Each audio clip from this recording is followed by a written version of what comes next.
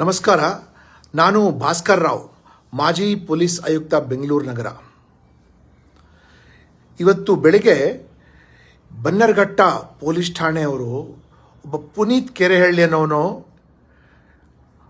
ಅಕ್ರಮ ಬಾಂಗ್ಲಾದೇಶಿ ವಲಸಿಗರು ಬೆಂಗಳೂರು ನಗರದಲ್ಲಿದ್ದಾರೆ ಅನ್ನೋದ್ರ ಬಗ್ಗೆ ಒಂದು ಅನೌಪಚಾರಿಕ ತನಿಖೆ ನಡೆದಿದ್ದಕ್ಕಾಗಿ ಆತನ ಮೇಲೆ ಈ ಬಾಂಗ್ಲಾದೇಶಿಗಳು ವಾಸವಾಗಿದ್ದ ಮನೆ ಮಾಲೀಕನ ದೂರಿನ ಮೇರೆಗೆ ಇವನ ಮೇಲೆ BNSL ಮೇಲೆ ಅನೇಕ ಸೆಕ್ಷನ್ನಲ್ಲಿ ಅವನ ಮೇಲೆ ಕೇಸ್ ದಾಖಲು ಮಾಡಿ ಅವರು ಬಾಂಗ್ಲಾದೇಶಿಗಳಿಗೆ ಮನೆ ಒಳಗೆ ನುಗ್ಗಿ ಅವ್ರ ಬಗ್ಗೆ ವಿಚಾರಣೆ ಮಾಡಿದ್ದಾನೆ ಅಂತ ಡಿಸ್ಟರ್ಬ್ ಮಾಡಿದ್ದಾನೆ, ಅಕ್ರಮವಾಗಿ ಅವ್ರ ಮನೆ ಒಳಗೆ ಪ್ರವೇಶ ಮಾಡಿದ್ದಾನೆ ಮತ್ತು ಅಕ್ರಮವಾಗಿ ತಡೆದಿದ್ದಾನೆ ಇತ್ಯಾದಿಗಳ ಮೇಲೆ ಒಂದು ಕೇಸನ್ನು ದಾಖಲು ಮಾಡಿದ್ದಾರೆ. ನಿನ್ನೆ ತಾನೇ ಕೆಲವು ಬುದ್ಧಿಜೀವಿಗಳು ಕರ್ನಾಟಕದ DGP ರವರಿಗೆ ಭೇಟಿ ಮಾಡಿ ಬಾಂಗ್ಲಾದೇಶಿಗಳಿಗೆ ಪದೇ ಪದೇ ತುಂಬ ತೊಂದರೆ ಕೊಡ್ತಾ ಇದ್ದಾರೆ, ಇವ್ರಿಗೆ ಸಹಾಯ ಮಾಡಬೇಕು, ಇವ್ರ ತಂಟೆಗೆ ಯಾರೋ ಬರಬಾರ್ದು ಅನ್ನೋ ದೃಷ್ಟಿಯಿಂದ ಒಂದು ದೂರು ಕೂಡ ಕೊಟ್ಟಿರ್ತಾರೆ.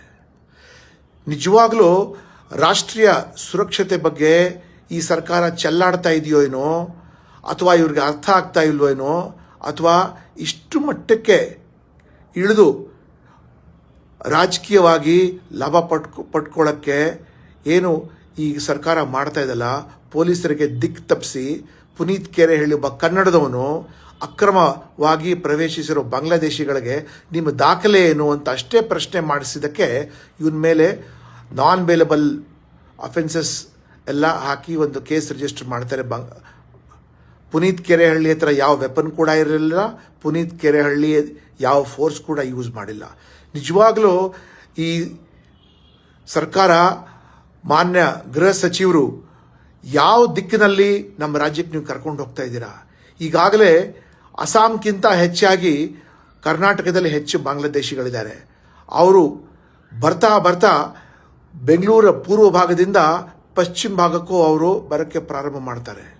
ಮತ್ತು ಇಷ್ಟೊಂದು ಜನರ ಸಂಖ್ಯೆ ಹೆಚ್ಚಾಗ್ತಾ ಇರೋದ್ರಿಂದ ಪೂರ್ಣವಾಗಿ ಒಂದು ಡೆಮೋಗ್ರಫಿ ಚೇಂಜ್ ಆಗ್ತಾ ಇದೆ. ಇದೇನು ನಿಮ್ಗೆ ಕಣ್ಣು ಕಾಣಿಸ್ತಾ ಇಲ್ವಾ, ಅಥವಾ ನೀವೇನು ಬೇಕಂತ ನ್ಯಾಷನಲ್ ಸೆಕ್ಯೂರಿಟಿ ಜೊತೆ ನೀವು ಆಟಾಡ್ತಾ ಇದ್ದೀರಿ? ನೀವು ಬಾಂಗ್ಲಾದೇಶಿಗಳು ಮಾಡಿರೋದು offences not only constitute under UAPA, unlawful activities prevention act, citizenship act, passport act ಇತ್ಯಾದಿಗಳಿಂದ ಅವರು ಲೀಗಲಾಗಿ ಬಂದಿಲ್ಲ, ಇಲ್ಲೀಗಲಾಗಿ ಪ್ರವೇಶ ಮಾಡಿದ್ದಾರೆ. ಮತ್ತು ಅವ್ರಿಗೆ ಯಾರ್ಯಾರು ಏನು ರಾಷ್ಟ್ರದ ದಾಖಲೆಗಳು ಕೊಟ್ಟಿದ್ದಾರಲ್ಲ ಅವ್ರ ಬಗ್ಗೆನೂ ವಿಚಾರಣೆ ನಡಿಬೇಕು. ನಿಜವಾಗಲೂ ತಲೆ ತಗ್ಸೋಂಥ ಕೆಲಸ ಮಾನ್ಯ ಮುಖ್ಯಮಂತ್ರಿಗಳೇ ಹಾಗೂ ಗೃಹ ಸಚಿವರೇ ತುಂಬ ಡೇಂಜರಸ್ ಕೆಲಸ ಮಾಡ್ತಾ ಇದ್ದೀರಾ.